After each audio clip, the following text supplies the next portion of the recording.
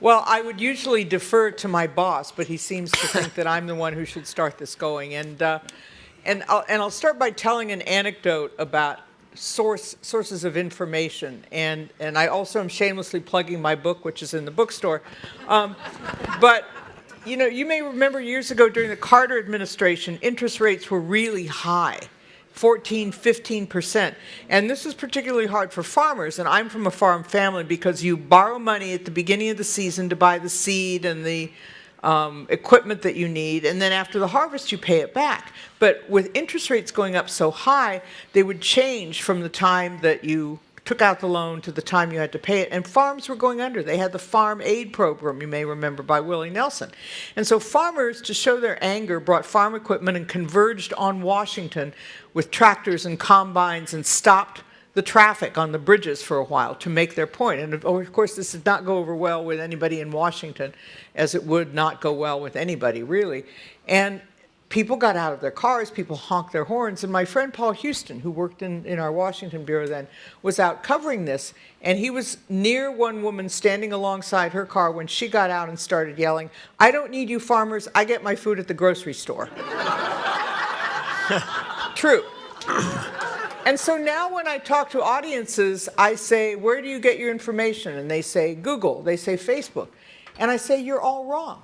Google doesn't have a reporter at the Pentagon. Facebook is not covering your state legislature. They take the news that newspapers report and generate, and they do it without paying us for it. And so we are the poorer for our information done in the public interest, being in the public hands without paying us to do it. And that's why newspapers are in sort of a parlous state, among other things. And that's one of the issues we're going to be addressing up here. So guys, I set it up for you. I teed it up. Go ahead. I mean, the sort of premise of this panel, or the question that's posed, is it's called "The Printed Matter, Are Newspapers Dead?" And I think if you use the word print, the verb or the noun, print, the answer to that is sooner rather than later. Probably not for anyone in this room, thank you, but sooner rather than later. But we are seeing a definite transition at the New York Times, and I think at the Los Angeles Times, I'll defer to you, from print to digital. And it's changed the way we've gathered news. It's changed the way we've presented news. It's changed the way we finance newspapers. There's some things about it that aren't good, but overall, I think it's a really good thing. It's a much more dynamic business than it once was. One of the downsides, obviously, is that it has shrunk the market. When I first started going out covering campaigns, there were vibrant newspapers in every city in this country, and I just don't think that's true anymore. I mean, it's basically New York, Washington, Los Angeles. I would not put San Francisco on that list, with all due respect. I would not put Chicago on that list. Actually, not anymore. I probably shouldn't name any more cities, so I'll get in trouble. So it's a much more concentrated. But I think that all these papers are, and when I use the word papers, you understand what I mean, are figuring out a way to deal with this. The New York Times is the Los Angeles Times is, the Washington Post is. Wall Street Journal is a little bit different because they had a paywall way before anyone else did. So I'm not as pessimistic as I once was, even 5 or 10 years ago. I think the quote-unquote Trump bump, I don't know whether you guys experienced that the way we did. It's certainly been a help, but if you talk to people at the New York Times, they'll tell you that began to sort of even out after the first, don't hold me to the actual date, I don't remember it, but I think within the first year or two, and they're confident now that we're seeing a genuine switch in the way people not only consume news, but pay for news, subscriber-based newspapers. I think that you're absolutely right about print. Go to an airport, look around and see how many people have a newspaper or a magazine in their hands, how many people are looking at their phones. They're not all playing Angry Bird, and that is the way that a lot of people are getting information increasingly, is through an electronic device of one kind or another. Print will hang on a bit longer than I think the most pessimistic people suggest. It is one of these things where every time I ask someone if we can do a profile of them, I will be asked, is it going to be in the paper or will it only be online? And that's from people who have been moving their advertising from print to digital even as they ask the question. With the Kobe Bryant tragic death Sunday morning, we found ourselves having to go back to press to print an extra 50,000 copies of the memorial special that we produced. And that's not an attractive business model, obviously, for going forward, but it does suggest that there's a permanence to print that a certain audience will still appreciate. But we must be realistic about the fact that that most people get their information digitally, and I think that will only continue in the time to come.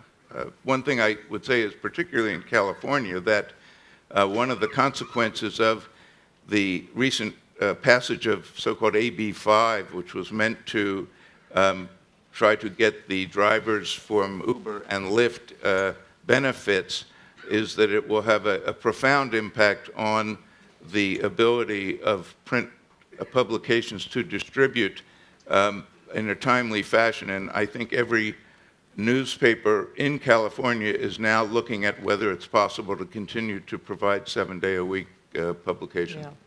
Yeah. But as to the COBE thing, I think that's a very human impulse. You want the tangible evidence that something big happened. If you go into your parents' or grandparents' closet, I'll bet you find JFK assassinated headlines there. Those are the things that we save because it makes it real to us. There's also a perception, yes, people want to know if it's in the real paper or online. There's a perception, and rightly so, it's virtually impossible to hack 600,000 copies of a newspaper. Someone might be able to get into the New York Times website, the LA Times website, and fiddle around and make things look different. God knows they've done it with supposedly secure government websites. And so a website just doesn't have the same sense of authenticity and depth that an actual newspaper does. And there's a couple other things about newspapers. When you're reading online, you're interested in COBE. So your search takes you deeper and deeper and deeper into COBE. If you're reading a newspaper, you're turning the pages past stories that you may not be interested in, but the headline will register with you subconsciously. And maybe you'll catch an eye like, you know, solution to Ethiopian famine is a fruit fly. And you go, how the hell does that work? And so you find yourself reading about the Ethiopian famine. It's a broader experience of learning, even if you're not out there, than if you're searching a smaller and smaller funnel on the internet. And the other point I'd like to make is that Tom Friedman's book about the world being flat, about the economy of the world, is important. But I turn that around to a newspaper metaphor, which is the internet is flat. There's virtually no topography to tell you what's important, what's right, what's wrong. All you have to do is change the spelling of one letter of Encyclopedia Britannica, and you can drive a lot of traffic to your crazy conspiracy website by people who will think it's the Encyclopedia Britannica because it's spelled wrong. So the traps of those, the lack of topography to show the mountains of truth and the valleys of lying, is really one thing the internet does not have, that people still, I think, look to the idea of a newspaper, if not in future the physical model, to guide us and to help us out. You know, Pat, you make a really good point here. I'm definitely not arguing that the internet is, digital news is better than the printed paper. I'll tell you, the New York Times still makes a ton of money off of the printed papers. Any of you who's paying $850 a year could probably attest to. I am shocked by the fact that even younger reporters, this is a variation of what you were saying about Kobe Bryant, are really concerned about their stories appearing on page one or getting in the print edition at all, even today. But I also know that I got back from New York City. I get your allusion to airports, but you know, one of my first jobs was at the Daily News in New York, and when you were in the subways at the time, every single person in the subway would be reading a paper, right? It would be the New York Times and Daily News in the morning, showing my age, or other papers before that, and the New York Post in the afternoon. I did not see a single person reading a newspaper on the subway when I was there. I was there for 7 days, not a single person. So my point is, I agree with you. Maybe I'm showing my age. I prefer the print edition of a newspaper. I prefer everything you said. I prefer the tactile gratification.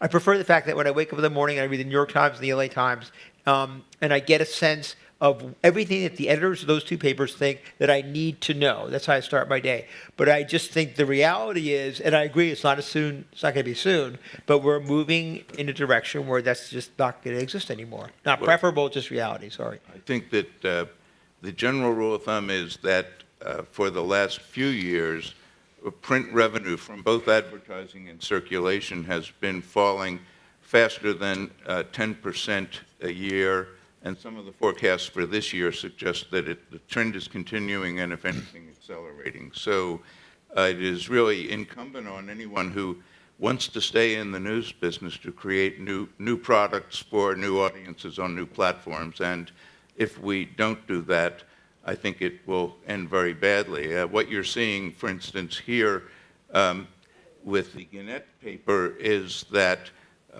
the tremendous financial pressures that are on that organization really make it very difficult to see much investment in editorial anytime soon. One of the things I think newspapers serve an advantage, a physical newspaper, is that you just look at how it's laid out. You have hundreds of eyes exercising judgment, opinion to decide what's the important front page story, what's the important sports story. And the idea that you have different sections, different themes in it, helps people orient themselves to understand what's the important story of the day in that particular area or that particular topic. And if you do away with that format, and again, only have this screen, which tries to replicate it and say this is the most important thing, you don't quite get the sense of the significance that taking out, here's the front page of the feature section, here's the front page of the business section, what's the big business news?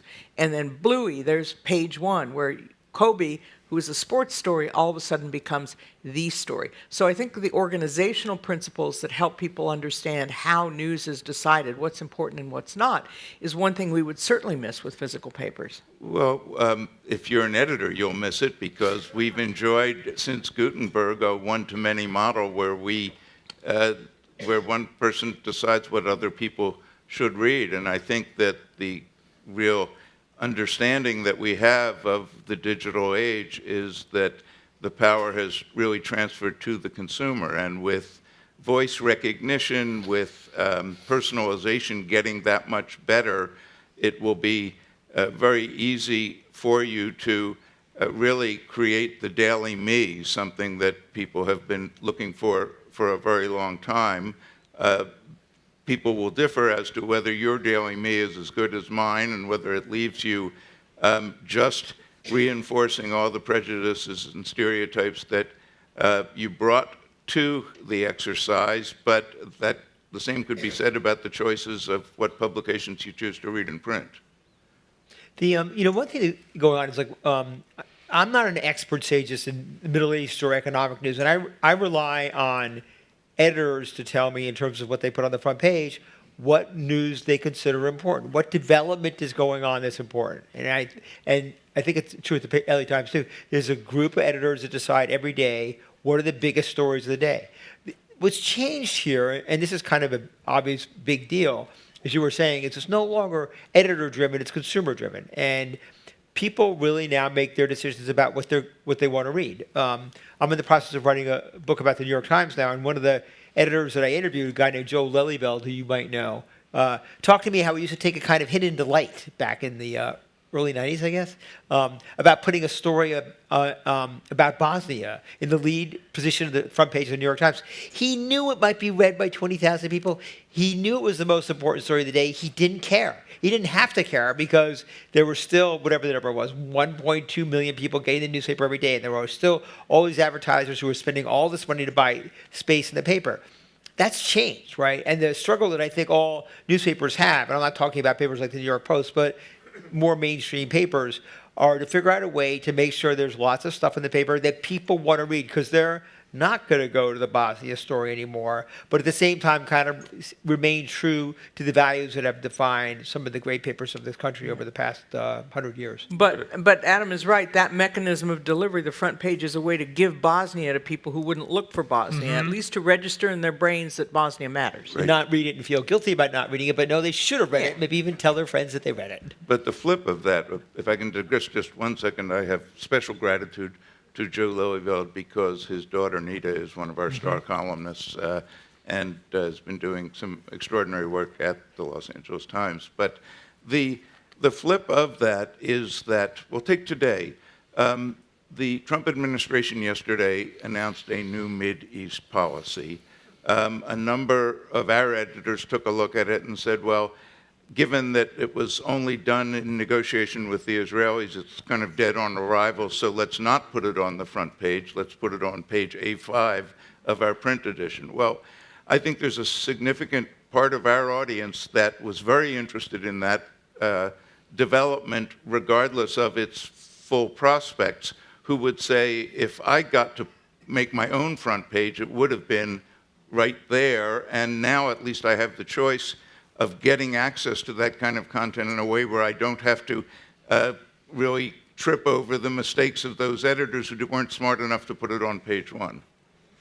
But that becomes a kind of narrow casting, as you were saying, the Daily Me, where you're not exposed to, and this is the danger of cable television channels, which all push a particular agenda or a news agenda in a particular kind of political echo chamber, is that you aren't exposed to the things that you need to. And I think one of the reasons that the founders were so adamant about the First Amendment, why we have, thanks to Ben Franklin, the ability to ship newspapers and magazines around the country at a cheaper postage rate, is because they believe people should have that information in hand, that you should read beyond just your own community because you are a citizen of the country and not just a citizen of the place you live.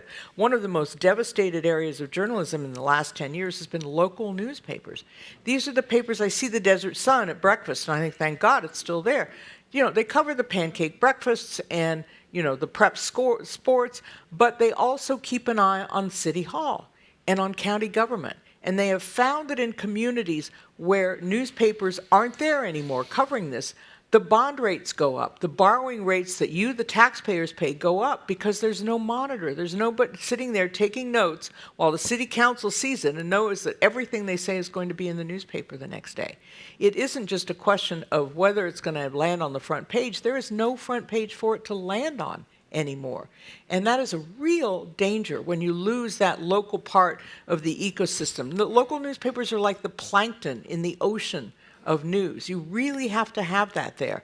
And when people say, what can I do to help newspapers? Fine, I hope you're subscribing here, but if you're from Indiana or if you're from Tennessee, subscribe for an online subscription to the paper from the place you came from, or certainly for the paper that covers the Capitol and the legislature in the state you came from.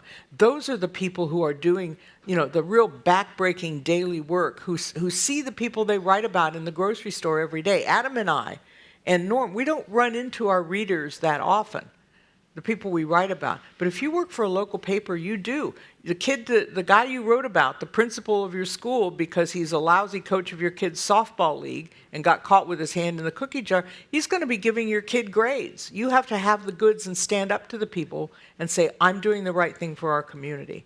I think that while that may all be true, there are new developing sources of information that people also have to get accustomed to accessing. The largest bureau covering Sacramento is not owned by any news organization. It's called Cal Matters, and it has 4 times the staff of anyone else, and its information is free to any news organization or any individual who wants to access it. And how is it funded? It is not funded by advertising or by circulation. It is The donors? Is it private donors? I was wondering the same thing. Primarily, it's excellent. and foundations. For healthcare, Kaiser Health News, with 22 people writing for it, provides a similar kind of service. And while it is not a complete replacement for having a very large staff of reporters of your own pursuing stories that are designed specifically for your audience, it nonetheless is an example of where one can find information in an age when so many of the traditional models are struggling. You know, I agree. Cal Matters is terrific, and really good in terms of covering state stuff. I don't know if it's duplicated in any other state in the country. And one of the things that I've seen alarmingly, as Pat was saying, over the past 10 years, in state houses in Sacramento and Albany, where I worked more years ago than I'd like to admit, which used to be packed with reporters and news organizations, there's fewer and fewer. And I think that just is bad for government and it's bad for democracy. And I'm glad if things like Cal Matters end up filling the void, but I think the jury's really out on whether that's going to happen or not. And it's all because it's all who wants to fund it and who wants to donate the money. ProPublica is doing a bang-up job. A lot of old LA Times reporters are there calling out scandals, hospitals that fail, water systems that fail, civic entities that fail. But they need money and donations. A friend of mine who just died, a former colleague, said, in lieu of flowers, send money to Cal Matters. Because even in death, he knew that in journalism, this was going to matter. This was a service, a public service. Because you send people out into the world of civic engagement without this knowledge, and you're going to be at the mercy of press releases and celebrity gossip. You won't know what's really going on in Washington. You look at, when you go in and vote on your California ballot, you see the names of organizations like Citizens for a Wonderful California versus Citizens for a Swell California. You have no idea who they are, what they stand for, what their real agendas are. We recently had the plastic bag industry trying to overturn the ban that Californians voted for in their legislature on those flimsy plastic bags. And the landscape is so much better for it. We're not wasting plastic, we're not littering the landscape, and it's not costing us as taxpayers to clean up the mess as we had to do before. But if that stuff goes away, you have no idea. Paula Poundstone, the comedian, is an old friend of mine. In every election, I do a ballot party for her friends. We need to do an LA Times online ballot party. So you can explain what these are, and you can tune in and watch as our experts who cover politics can do this kind of shtick. We can do it as comedy, Norm. We could really do this. To know what all this means, don't just go in and say, am I for a beautiful California or a swell California? Your votes tell these people what to do, and you can scare them by doing the right thing if that's not what they want you to do. I think the New York Times is actually very much in the vanguard, having had many rough years, in seeing that its digital audience is just expanding at a far bigger rate than anything it had ever experienced in print. And correct me if I'm wrong about this, but I've heard that the Daily, which is the daily podcast, has a circulation significantly larger than the print publication. Significantly larger. I think it's now up to 1 billion total, billion with a B, downloads. It's remarkable. It's really remarkable. I'll tell you what worries me a little bit. Obviously, I sound like Dr. Gloom here. I'm sorry about that. I'm actually more positive than that.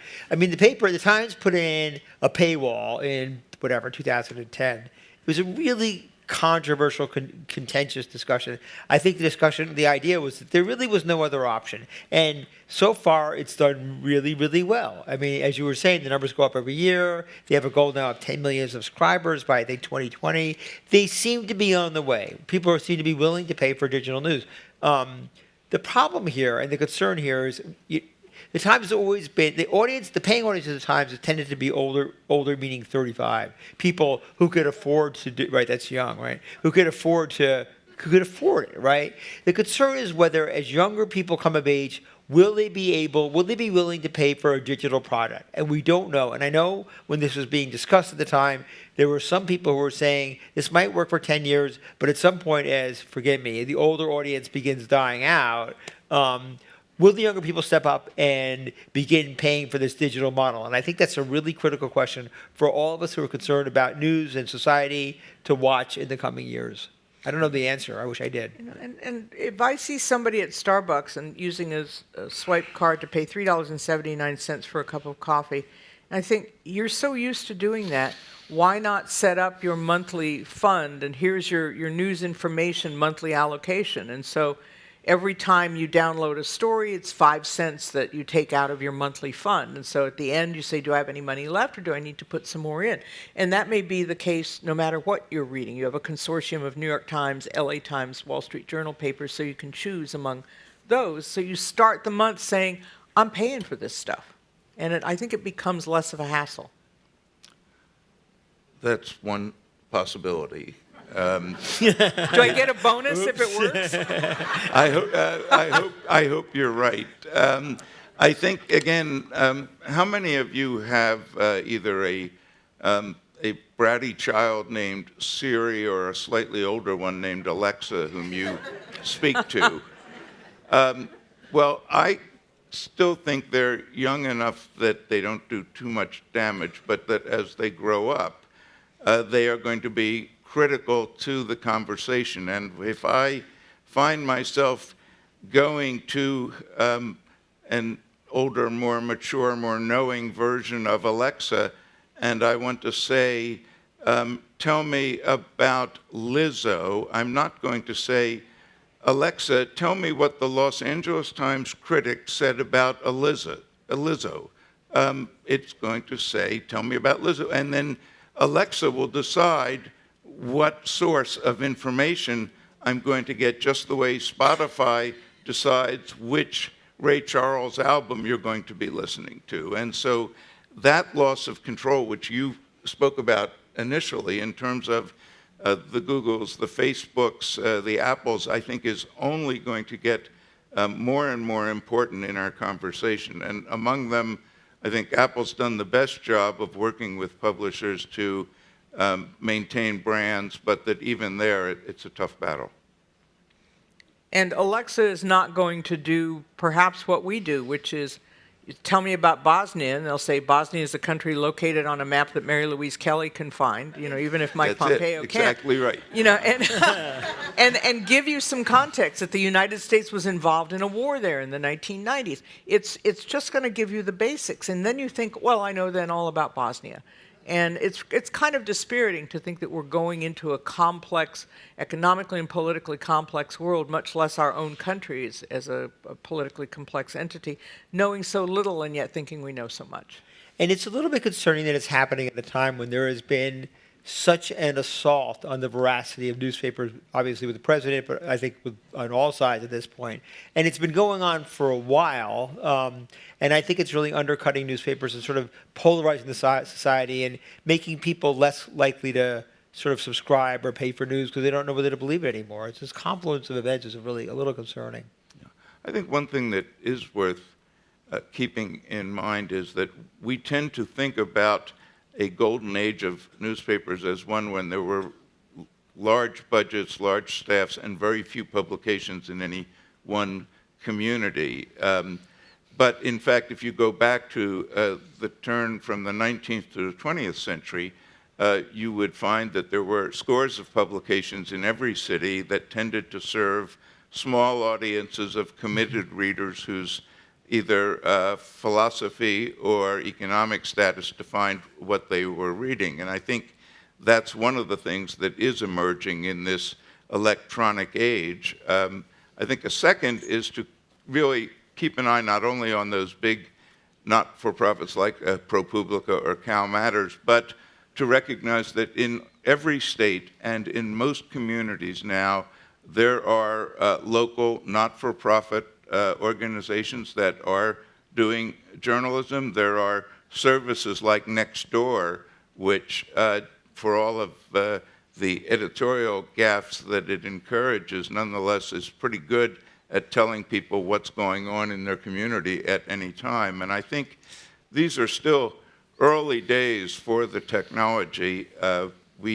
It's hard to think about the fact that it's only 25 years ago that Netscape had its IPO and sort of ushered the first commercially viable internet product onto the markets. And so I think that while I think the future of print is definitely at risk, and that the kind of journalism that many of us grew up doing for those big print products is absolutely challenged, the ability of individuals to get information, I think we're just beginning to understand how that's going to work. Although I don't really like the term citizen journalist, just because somebody's out there with an iPhone seeing something. We just had happen on Sunday that our police reporter lives in Calabasas, and he heard and saw the helicopter crash. But somebody who just takes a picture of something is not a journalist. And let's not forget, everybody up here knows that you bring certain skills. You bring a vast piece of knowledge and background to what you're writing so you can tell its significance. You know where to ask questions, how to ask them. You ask intelligent questions because you know something about the subject. And if you watch a reporter taking notes, 90% of what's in that notebook probably won't get into the story, but it shapes the 10% that does. And so there are a lot of smart people working at papers who are the editors, who may themselves have covered South Africa, like Joe Lelyveld, who may have covered the Pentagon, who may have economics degrees, so when they deal with business stories, they have that background.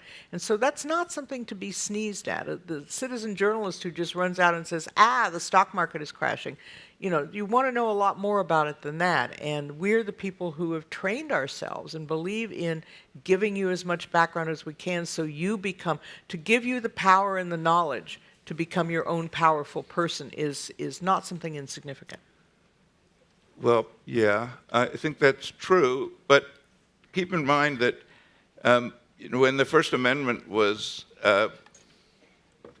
thought worth including in the Constitution, and Ben Franklin was worrying about the penny press, it wasn't about big organizations like the Los Angeles Times or New York Times. It was about the functional equivalent of the blogger in pajamas that he was really trying to protect. And I think while there are certainly examples where citizen journalists can do some mischief, there were a lot of rumors up on Twitter before the identities of the bodies on the helicopter were announced that certainly caused a lot of consternation and pain. At the same time, TMZ had that story well before anyone else because it is built to get those kinds of scoops. And I just think the proliferation of new ideas and new means of distribution are such that for the despair that one might feel for the kinds of news organizations that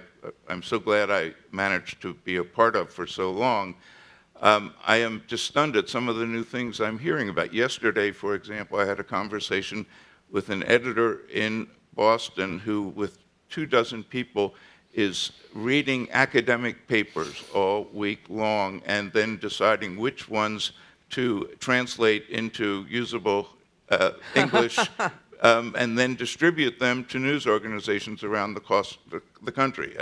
We were talking because she had found an academic who had done a study of who were the role models and hero figures for young African-American boys. And it was, of course, Kobe Bryant who was at the top of that list for people who only knew of him from that one dimension of the NBA. Adam, you see these news sources all the time, the people who have a microblog because they're so interested in, the water quality in Silver Lake, for example. And they're very opinionated and they're very personal, but they may also get information that we can't possibly find. We can't ferret it out. We don't have enough people to do that. How do news agencies? And it might even be true. Yeah, and so or it might use not it be. as a tip service. Yeah. Yeah, I definitely pay attention to all that kind of stuff. Look, there's a lot more information out there, and there's a lot more wrong information out there, and there's a lot more information out there that maybe we would not have put out quite as quickly. I think the Kobe Bryant story being one example of that, if I was following that correctly. That's one of the issues that we're dealing with now. The past newspapers, again, using the word generally, were gatekeepers to some extent on what people were hearing and getting. Not in a political way, I don't mean in a political way, but in terms of attempting to assure accuracy and fairness, certainly not always with success. That's kind of changed. I began noticing that covering campaigns years ago when you saw rumors about presidential candidates having affairs beginning to slip into the mainstream, and we have to sort of chase that. And that's because there's ways for people to get this kind of information out there through blogs or whatever. And there's a direct line between that and the blogger over in Silver Lake who's alerting us to bad sources of water. There's just a lot more different ways to get information, and I just think it's part of the breakdown of the delivery system. It's one of those things where it is what it is. I'm not sure it's a bad thing. Information is a good thing. It's good that people should be able to get information in as many sources as possible. Hopefully people will learn to distinguish between what's right and what's wrong. I believe that some of the stuff that was coming out about the helicopter crash had incorrect victims, as I saw, right, over those hours. Yeah. And it also had premature identification of victims that newspapers might not have quite jumped on before the sheriff's office or the coroners had a chance to alert families. I'm not sure that's a bad thing at all. But again, it is what it is. It's this new world that we're living in. I think we all have to adjust to it. And I think that overall that's a good thing. I'd also be cautious about romanticizing too much all of the publications of the past. Obviously, in this part of the world, the name Walter Annenberg is well known. He was a magnificent benefactor of great journalism schools at USC and the University of Pennsylvania. But I grew up in Philadelphia as a police reporter for the Philadelphia Inquirer when he owned it. And my first night on the job, I was handed a list of Walter's friends and his enemies and was told that if any name popped up on a DUI charge or in a hospital, I was to call the city desk and find out whether it would be published or not, depending on which part of the ledger it was on. And that was sort of standard practice for his publication, and the only thing people would say was that he was better than his father.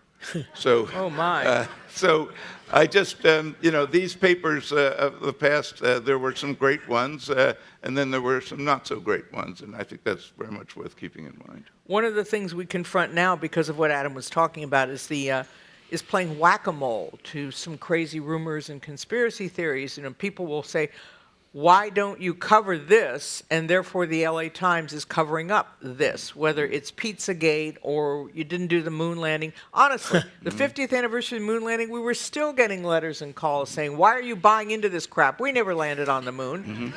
And I hope you all saw at some point Buzz Aldrin just taking a sock at a guy who was confronting him saying, you're a liar and a coward, you never landed on the moon. That's how you want to feel. And then sometimes there's serious consequences to these conspiracy theories, whether it's in the political world or as we saw with Pizzagate, a guy who shows up looking for child sex slaves in the basement of a Washington pizza parlor that has no basement. He has a gun and he shoots up the place because he was there to self-investigate, because the papers weren't printing Pizzagate. And so we find ourselves in this quandary where there's data out there that isn't information, but enough people believe it that it creates a critical mass and puts that pressure on us, not just to write what we know when we report, but to say that this other stuff isn't really happening.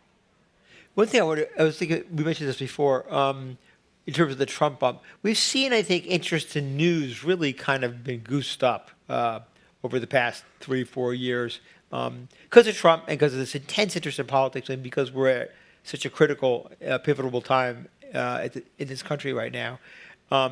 And at some point, Trump is not going to be president anymore. It might be next year. It might be in 5 years. Or 8 years.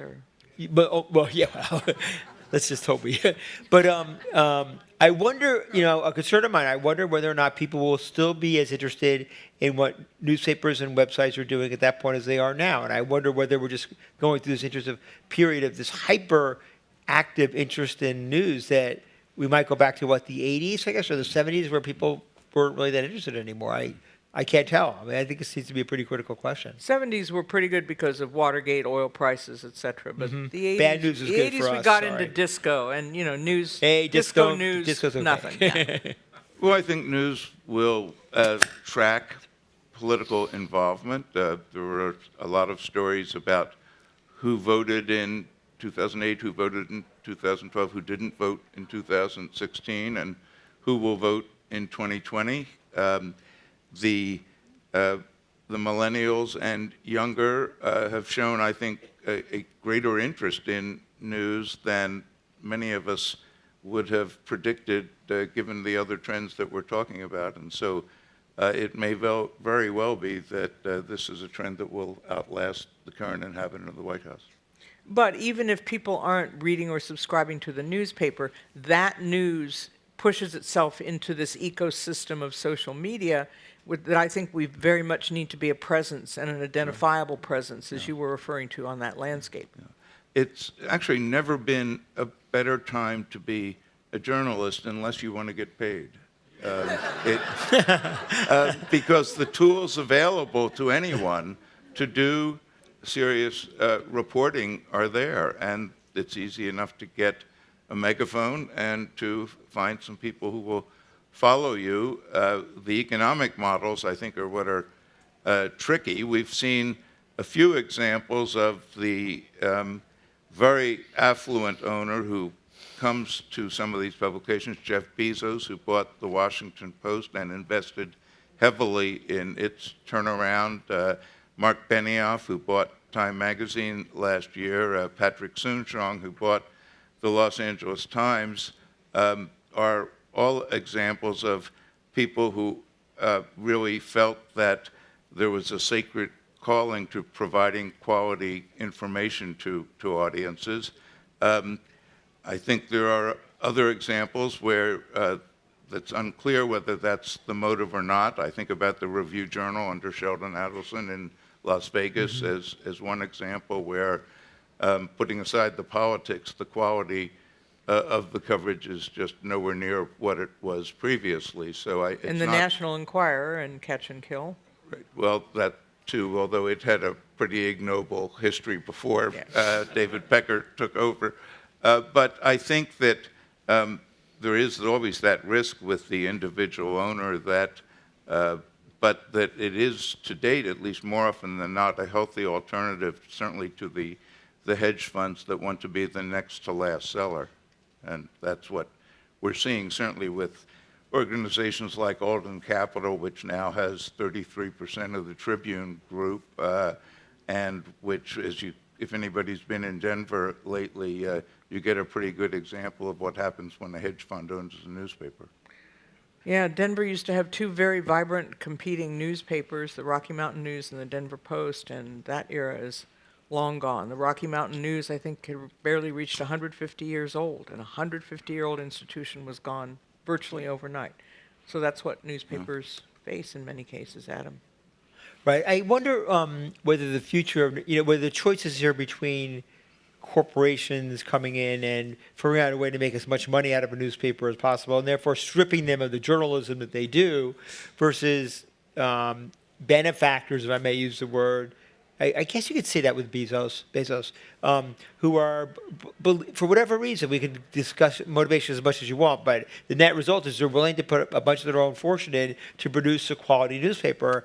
And if that is the future for at least non-family-owned papers in this country, and places like Los Angeles and Washington going forward, I'm not so sure about corporations like Gannett and Stapleton and corporations like that I think are into more making money. But it's also a concern that this is a passing phase, too, that, it's like all the billionaires had to have super yachts, and now you're doing a good deed by getting a newspaper. When will attention turn to something else? And, the consistent need and presence of what newspapers do, news agencies do, should not be subject to whims and fancies, and that's where we find ourselves. But sometimes these owners also introduce new technologies or new ways of thinking. The Washington Post had 4 engineers working for it when Jeff Bezos bought it. Today it has 300, and that's one of the reasons that its website is as powerful as it is and so